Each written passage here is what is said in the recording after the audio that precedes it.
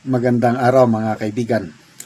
Bigyan natin ngayon ng reaction, opinion, itong post ng News 5. Bago lang ito, 5 minutes ago. Title, All in Jail Now.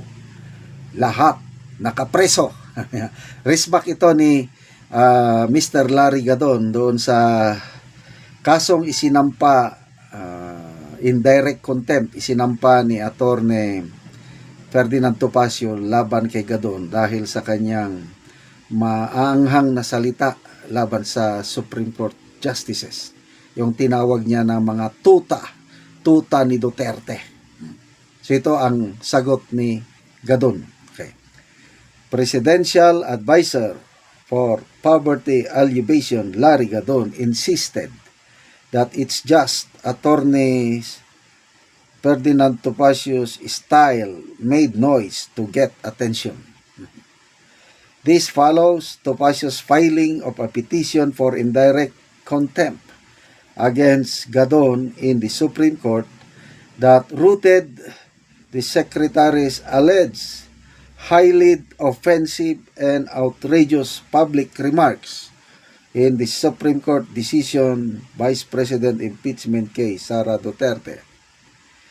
This is his style, sabi niya, creating a lot of noise to attract publicity and attention to himself. Saad ni Gadon. Yan ang kay Gadon na basahin ko. Sabi ni Gadon, some of Topacio's most famous clients who fell victims to this misconception of a good defense lawyer are all in jail now, whose cases do not see a glimpse of hope for acquittal. Wala. Ongoing pa ang trial. Example, si ex-Congressman Tevez, hindi pa naman siya na-convict. Anong sinasabi nitong Mr. Gadon na, yes, nakakulong lang, but hindi lahat ng nakakulong may kasalanan o proven guilty na. Ongoing pa ang trial. Iba talaga ang line of reasoning nitong taong ito. Papansin nyo, I don't know kung how many presidential advisor do we have. Ito lang si Gadon ang maingay.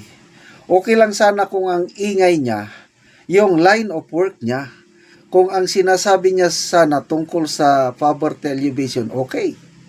Kaya ito, nakikisaw-saw siya sa politika. Dapat ang designation sana ito, political advisor on presidential advisor on political affairs.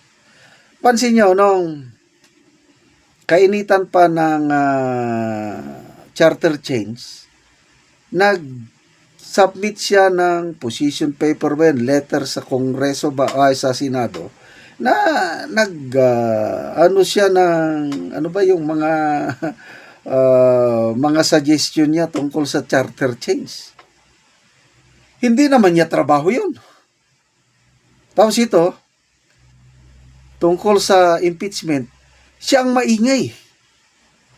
Anong kinalaman niya sa ito ang nagsampa ng impeachment? House of Representatives. So ang natalo sa kaso, House of Representatives. O bakit nag-ingay siya? Ito namang Palacio, Anticler, sinasabi na offhand daw si Pangulong Marcos. Hindi daw siya nakikialam sa impeachment na yan. Bakit nung lumabas ang desisyon ng Supreme Court, presidential advisor ang nagngangaw-ngaw nga, tuta ng mga Duterte, mga mano. Di ba halatado? Nga itong Malacanang may interest sa impeachment, bakit sila nagre-reklamo ngayon na dismiss o natalo sila sa kaso? Wala talaga, nabubuking sila dito kay Gadon . Okay, magbasa tayo sa mga comments. Jobel, Andrea.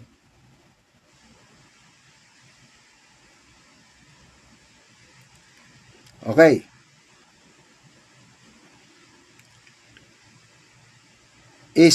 Panelo Roy, sabi niya, yon, bagong boxing match, Gadon versus Topacio. Wala na talaga itong boxing match ni Torre. Jobel Lagnayo, the noisy talking about noise.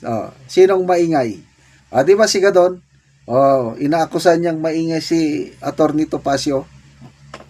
Ay, nako. Roel Pardillo, na back to you noon ka sir. Sige, man gyud ka. Sulti, bobo. Naunsa naman noon taani. Iampo na lang sir na okay ra na ang tanan. Bobo ang mga DDS. Bobo, bobo, sabi niya. Dahil daw, kahit klaro na daw na nagnanakaw ng milyon-milyon si BP Sara, nagtitiwala pa rin daw tayo kay BP Sara. Na, ang tanong, Mr. Gadon, proven guilty na ba si BP Sara na nagnakaw? Akusasyon pa lang sa kanya. Kaya nga itong impeachment, ayusin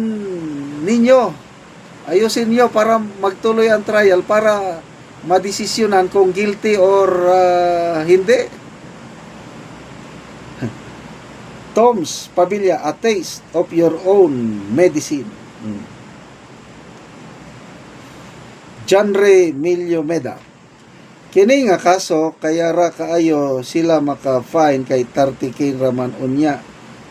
Ugma unya preso 6 months rapod. Maliit lang pala.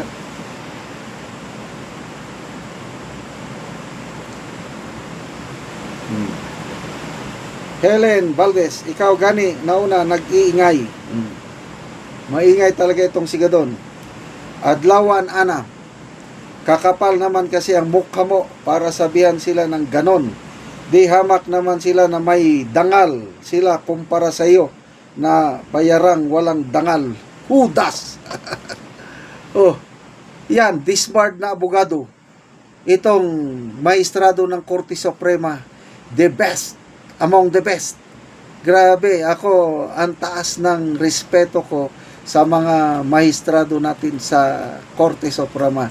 May pag-asa pa talaga, buhay pa ang demokrasya natin habang nandyan ang Korte Suprema na last bastion of our freedom, democracy, and justice. Itong si Gadon, pagbigyan na lang natin siya dahil masakit lang ang loob niya dahil dinisbar siya ng Supreme Court. Wala na siyang ibang mapagbuntunan ng galit kundi ang mga maestrado. Okay, salamat mga kaibigan sa inyong pagsubaybay sa ating channel. Nakakatulong kayo ng malaki sa tribong Talandig ng Bukidnon. Dahil ang sweldo natin sa channel na ito, pantulong sa tribo, namimigay tayo ngayon ng mga libreng yero at pako para makapagpatayo naman ng maayos na tirahan ang tribong Talandig. Panoorin nyo ang video na ito. Ani ang yero nga ipangatag sa mga tao nga kadtong mga daot na ang ilang balay. O muna ni siya ang pangtabang sa ila. O karon mo